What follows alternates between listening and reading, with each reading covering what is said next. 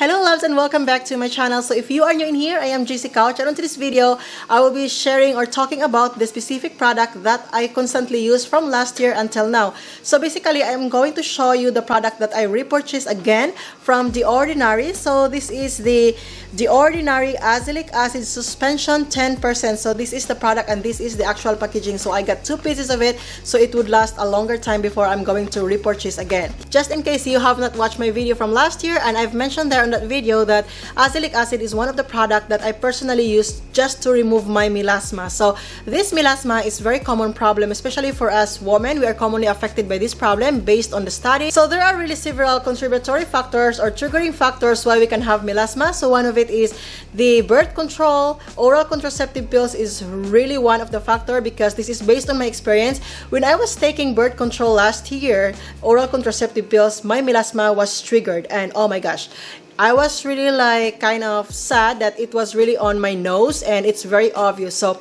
that hormonal pills that I was taking, it did really contribute on my melasma. And then I was trying to figure it out, how can I remove this melasma, because I wanted to take this birth control, and it really helps this azelaic acid.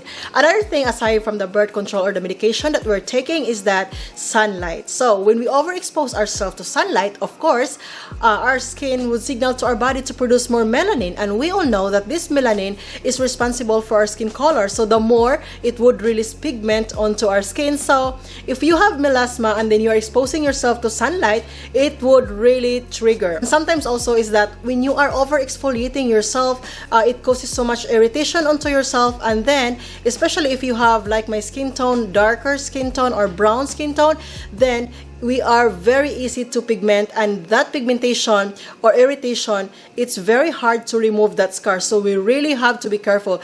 I did not say that you don't really need to go out because of the pigmentation, but hyperpigmentation, but you really have to protect yourself, especially if you have my skin color. Always wear a sunscreen and or a hat or an umbrella or whatever that you can cover yourself just to protect yourself, because it's very difficult to erase the skin pigmentation, especially if you have my skin color. So now let's talk about this azelaic acid. It's just a little bit of background just in case you are new to this product and you are kind of skeptical to use on this product because of the word acid. So even me before, I was really curious and skeptical on using every time I heard about acid, because of course I am afraid of the burning sensation that it could lead onto my skin and the irritation that can happen onto my skin. So now this azelaic acid, based on my personal experience, this is very mild, this is very gentle really.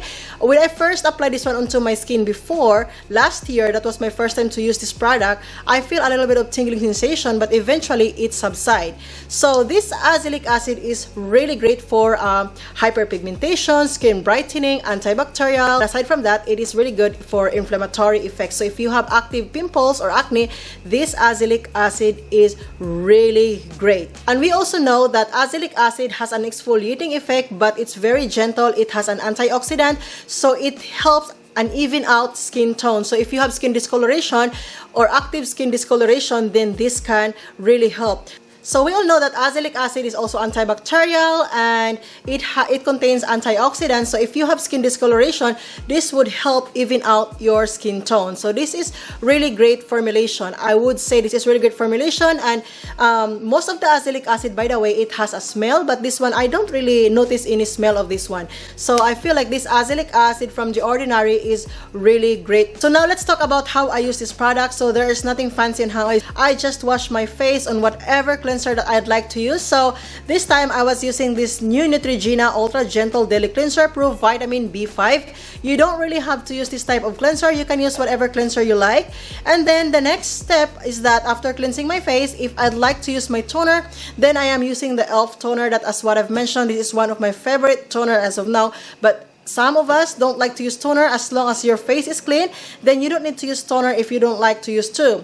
Then the next step is, of course, applying the azelaic acid onto my skin. So azelaic acid is really great to combine with vitamin C or retinol product. However, if you have very sensitive skin, I would say that it would be better to use one product at a time, just in case there is an irritation, there is a sensitivity. At least you know that you are just using the one product and it would not worsen the condition.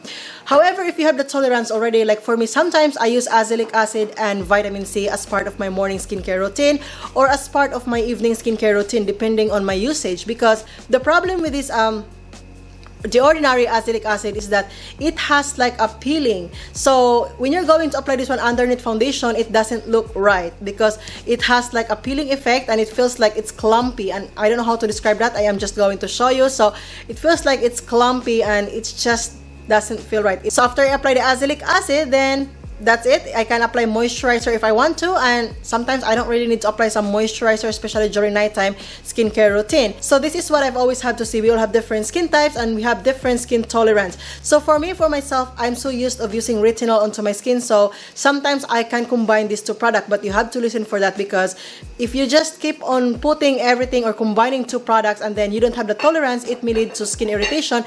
Then it could cause to another problem, and hyperpigmentation, because once we pigment, as what I've mentioned, for skin of color, it's very hard to remove that scar. So before I'm going to end this video, I always have to remind or have to say this one all over again, that we always have to wear some sunscreen no matter how mild the product that we're going to apply into our face. This is to protect our skin from sun sensitivity and also to achieve the maximum effect of the product. So I'm just going to show you the sunscreen that I really like to use in the morning aside from the Eucerin. So these two products, really, I really love to use this one because it don't leave any cast. So this is the Black Girl sunscreen and the Dermageek sunscreen. So I really love using this one. I enjoyed using this one, especially this Dermageek, because of the pump, and I can just place this one on my bag and it's easy to reapply.